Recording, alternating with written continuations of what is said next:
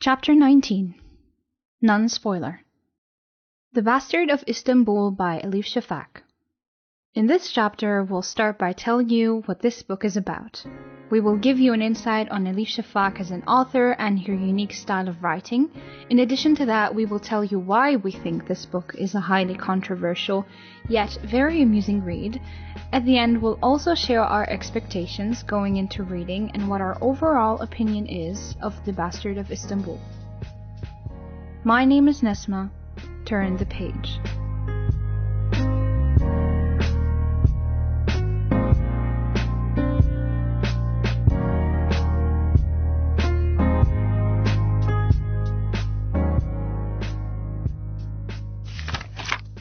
Welcome to another chapter of Between the Pages. If this is your first time joining us, we welcome you. We are your hosts. My name is Nesma. And I'm Haneen. We host this podcast together where we review and recommend books for you to read. We usually have a non-spoiler chapters for those of you who want a spoiler-free review of a book, and spoiler chapters where we simply review the book down to every last detail. Today we have The Bastard of Istanbul by Elif Shafak. Yes, non-spoiler. Non-spoiler, yes. We're in the non-spoiler episode. So the first thing we want to start off by saying is the synopsis of the book, just to get you a bit of going into the plot line or the idea of what this book is about. So the story talks about a character called Asya, who is the bastard of the story. It's mainly about her journey figuring out who she wants to be or who she is, living with her mostly women family, her aunt, her aunts, her grandma and her great grandmother. Yes, and her mother. Yeah, and there are two opposing characters in the story. We have Asya and Armanush. I hope I'm saying her name right. They're not opposing, though. You mean... I mean, they could be... some people might say they're two protagonists, you know? Like they're the two main characters. Two main characters of the story. Yeah. Armanush, who come from two opposing cultures. Yes, two opposing cultures, yes. Sorry about that. Okay, so Armanush is also on a journey of figuring out who she is, or rather where she comes from and the history, and it's they have like a common theme, those two characters. Or actually maybe opposite themes, like Armanush, or Armanush like I like to call her. Is it okay, people? Let us know in the comments, do you agree with me, Armanush, or do you agree with Haneen, Armanush? Okay, so Armanush wants her past to like tell her her identity. Yes. Okay, while Asya wants like to have no past and want her present to tell who she is, or define her. Her. Okay, other than Asya and Armanush, we have Zeliha, who was Asya's mother, Banu, Sevriye, I don't know how these names are spelled, I'm sorry, Farida, yes, who are Asya's aunts, plus her uncle Mustafa, who she never met. He's in America. He lives in America. Yeah. The background conflict in the story is the genocide, which happened between the Turkish people and the Armenian people. Okay, when the Ottoman Empire was ending and the new Turkish secular state, modern state, was rising, they decided that they want the Armenians to be out of the country, so they sort of made a genocide. Yeah. And during that, a lot of Armenians died, a lot were separated from each other, which will be like sprinkled all over the novel. Yeah. We would meet characters who were separated from their family and ones who have loved ones who died, and how they connect with each other, the Turkish family and the Armenian family in the story. So it's very history oriented. Some people even compare it to how the Nazis treated the Jews. Yeah. So they were like really, there was like always conflict between them. Yes. We found this quote while we were researching about the genocide. It said, "Indeed, in Turkey today, it remains a crime, insulting Turkishness, to even raise the issue of what happened to the Armenians." And this is basically what revolves around in the whole story of the Bastard of What Istanbul. happens with Armanush, who Yes. wants the Turks to acknowledge what happens and To even the Armenians, apologize for yes. it. Yes. And she comes from a half Armenian family. Yes. Moving on to Mustafa's life. Mustafa, who was Asia's Uncle. uncle. And Armanush, stepfather. Yes, because he's married to another character who's called Rose, who's the mother of Armanush. And her ex-husband was Armanush's father. Yes. So he has a storyline as well in the story. He's pretty significant as well. He's escaping a curse from the Kazanki family, which is On his Kazanki family, which is the last name of Asia Kazanki. And this is basically the whole summarized plotline of the novel, I guess. Yeah. Plus that definitely Armanush will meet the Kazanki family. In search of her identity. Yes. Facing the conflict of wanting the Turks to acknowledge what happened. And, yes. Yeah. So it's pretty sophisticated and multi-layered and. But make no mistake. I know that if we summarize it this way, it might sound a little bit like boring, or maybe it's not at all. It's not at all. It's very intriguing. It's like twists and turns. It's very literature oriented, and it's very deep. It's for people who like to see things happening between the lines, not just reading something for pure entertainment. And having many perspectives involved in telling the story from different characters. Definitely. And I love how you can pick sides in this novel. Like you have one person who has this point of view and another person who's contradicting this point of view with something else. And I feel like you can always find this common ground in agreeing with one more than the other. Yeah. I feel like this novel is even a letter of apology from the Turks to the Armenian or something. Yeah. Maybe that's what Elif Shafak was trying to achieve. Yeah. Maybe indirectly apologizing to what happened to the Armenians. Yeah, through her characters and like showing both sides. Yes. Of the how they both suffer, not just the Armenians. Yes, and how each one of them is clinging to something and yeah.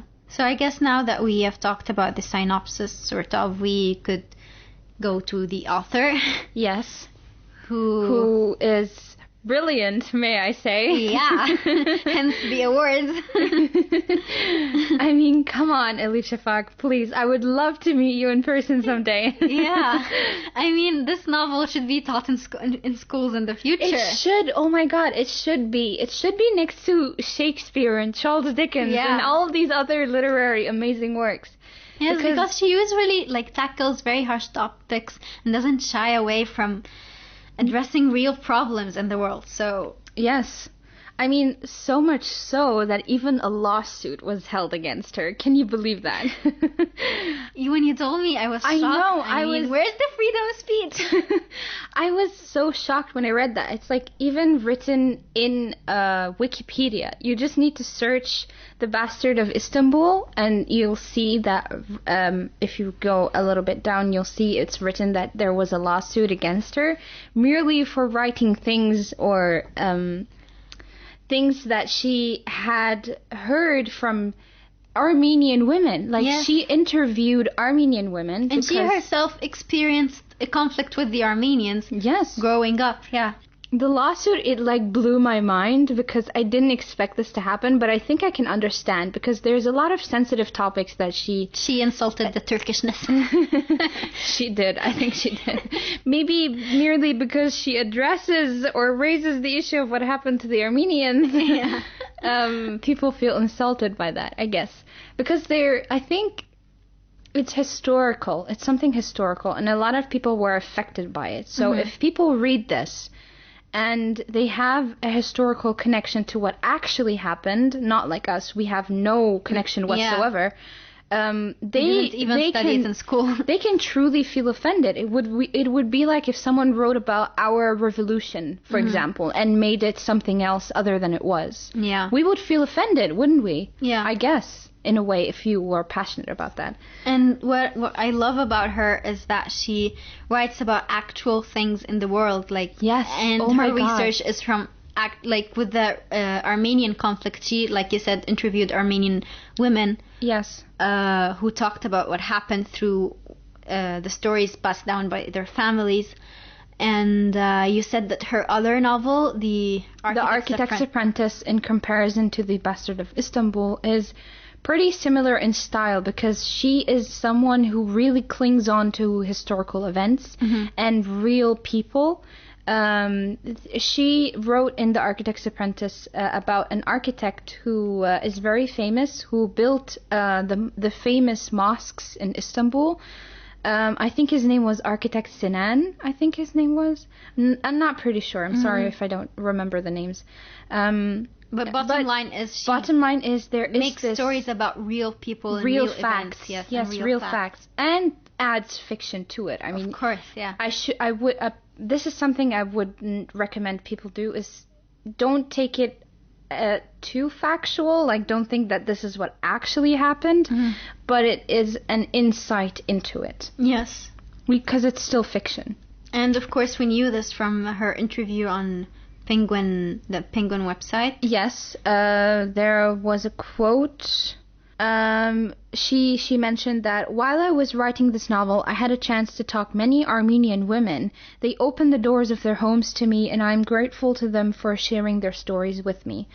And you know, when I read this quote, it made me really sad because when I heard about in comparison to the lawsuit, I was like, why are people attacking her for doing something good? You know, she interviewed Armenian women who went through something so difficult and dangerous, yes. You know? And the author went on that journey despite having her first introduction to the Armenians as a negative one. In that same interview, she said that her mother was a diplomat and they were in Spain, and the Armenian terrorists were targeting Turkish diplomats at the time. So even though she went through that, she decided to see the whole story and go and see their point of view and address she even said that she would never in any case justify terrorism. I remember that. But she was still anger comes from something. Like, pure anger is a result of something. It doesn't just pop up from nowhere. And it's very enlightening as well, because I'm thinking that even when she went on the journey of trying to interview these women, I'm pretty sure that some of these women refused to talk about what happened. Probably. I mean, talk to what happened with the Turk, you know? Yes. I mean, she said, to those women who opened their doors for me, you know, like it means there were other women who refused to. Maybe I'm just assuming. Even the story has a similarity to her life, where she grew up with, yes, where she grew up with women as well. Her father was absent, and yes. Quoting again from the interview, she said, "I grew up without seeing my father, and all my life he has been absent. In that sense, there are similarities. Also, as a child, I was surrounded by women, grandmother, aunts, neighbors, ordinary and sometimes ignorant, but definitely strong-willed and beautiful souls they were. All of those have been reflected in the book." And indeed, they were. Yes, like, look at Zaliha, Banu, Severy, and Farid. They're all a collection of all these women she talked about. Yes. Yeah. And it's wonderful how she incorporated that, you know? Yeah. I mean, like, one thing I'm taught at school, in film school, is like, when you write a script, write from something you have experienced and something you care about. Don't just like get a story out of the air, like write from something you experienced. So I guess she did that, and wow. Yeah, wonderfully. And can we talk about her style of writing? I mean, this is one thing that kept us reading throughout the book. Like, even like at the beginning, we weren't sure about the book, but then we kept on reading. It's like watching a film and not following the plot. You're just watching the scenery presented and the lighting and the nature and the shots and the beauty of the visuals, you know. She has this way of words. Wow. It is amazing. You know, you just reminded me of how I felt first reading the book. I think the first two chapters were like I was dipping my toe in cold water. You know, it was like, I don't want to do this. This feels weird. But then, you know, like you just go in a cannonball into the water, and then you just feel like oh my God, this is a huge world. And her style of writing is so enveloping, you know, like you feel like you're getting a big hug. It's so different from what we were used to reading, the American and British style. Like, they're so different. She's so different from them, and it's so impressive. Yes, to think that her first language is Turkish, and her second language is English, and she wrote this in English. Like, wow. This is some level we should learn from her. I am really impressed by this. Yeah, her style of writing is amazing. Let me give you an example. Yes. Where's your phone, Haneen? There it is. All she knew was that she had, as usual, filled up half the tea glass with black brewed tea, poured hot water to the brim, and then, just when she was about to take a sip, heard a crack. The glass fractured from top to bottom in a zigzag, like an ominous rift appearing on the face of the earth from a violent earthquake. I mean, the picture she paints is just brilliant. About a glass cracking. I mean, there was a significance, of course, but Yeah. I mean, there's a lot more. This is just like a sneak peek into what she's writing. She uses a lot of similarity and metaphorical figure speech. And yes. We're trying not to spoil as much of the story because we still want you to have a raw experience of this novel, because there's so much. If we just address a little bit of the story, we can spoil a lot in the novel, because there are just so many mind-blowing things that happen in that story, especially Asia's and Armanush's encounter, where they start to explore their identities, and like this culture clash between the Turks and the Armenians, and it's quite impressive what she's done with it. Yeah, while at the same time both of them aren't having their full identity figured out, you know? Yes. All right. Let's get into the last thing for this episode, which is our expectations. What we were expecting going into this novel, and what did we receive? So I guess I remember I was telling you this is going to be a long read, and then 3 days later I'm finished with the book. So yeah, that was how good it was. Okay, I mean, I was like, we chose the novel because we found it intriguing that the bastard is a girl, and usually the word bastards connotates with us a boy. So yeah, we were interested about that. Yes. Yeah.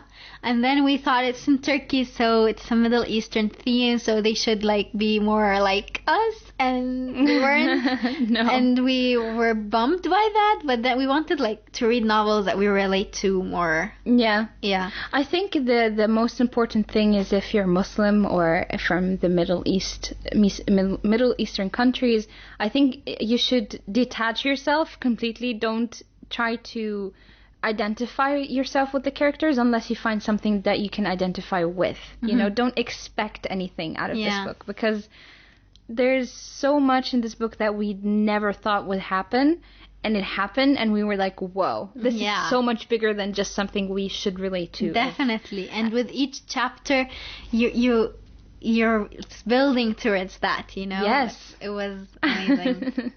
So yeah, even though in the very first chapter, like, it didn't meet my expectation, but I was like, the writing took me in, you know? It's just like you said, enveloping. It was like, I'm there, you know? So yeah, I guess the most character I related to was Armanush, because she's a reader. Like I think all of us relates to her. Like her introduction was like she was buying books and going on a date, and like having everybody tell her not to talk about books on that date, and like yeah. So yeah, But it was a great book. It was amazing. It was amazing. It was like there were times where I was reading it and I was completely losing myself in the book. You know? Yeah.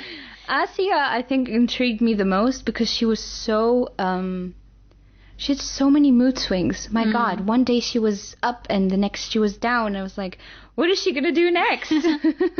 Yeah, so my expectations going into the book, I thought this book was going to be some kind of journey on which the bastard was going on and is going to find who they are and is going to be, you know, like this... Find their father and be reunited and be a full family and like, yeah. Which is not a spoiler exactly. I mean...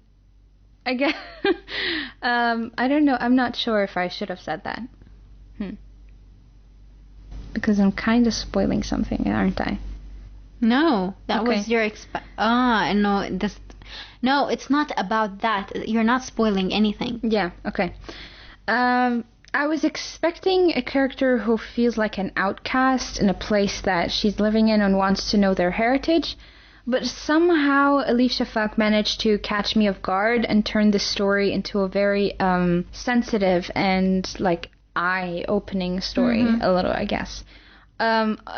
This brings me to like all I have to say is basically whatever you think this novel is about, you're not even close. You're not even close. Even the synopsis doesn't give you a way of really what the story's about. I guess pay attention to the title of the chapters. A little hint. A little hint. Wink, wink. But I guess, yes, it's we went into this thinking it's a heavy story, and it was, but the writing carried you through it. And yes, yeah, it is definitely something. It is a wonderful experience. It's very rich, powerful. Yeah. And yeah, if you want, I think we've said it all. Yeah. If you still don't want to read The Bastard of Istanbul, fine, I don't care. You're lost. I don't care. I didn't just sit here for 20 minutes talking about this book for you not to read it. Forget this ever happened. All right. Well, so I guess we meet you in the spoiler chapter. Yeah, where when you have read the book, which you hopefully will. Yeah, it's an experience and education. It's both. It's a win-win. Come on. Yeah. All right. We'll see you in the next chapter. See ya. Bye. Bye. Thank you for making it till the end of this chapter. We hope you will add The Bastard of Istanbul to your reading list. We assure you it's worth the read. If you have already read it or simply want to know more about the content, then head over to our spoiler chapter of this novel. For next chapter, we're picking up a historical fiction standalone novel, The Huntress by Kate Quinn. Actually, in the next couple of months, we're picking up standalones of different genres, and we'll need your help in picking between some titles we have on our minds. Make sure to subscribe and follow our podcast on different platforms such as Apple Podcasts, Anghami, Spotify, and many others. We post every second Monday. My name is Haneen. Turn the page for the spoiler part.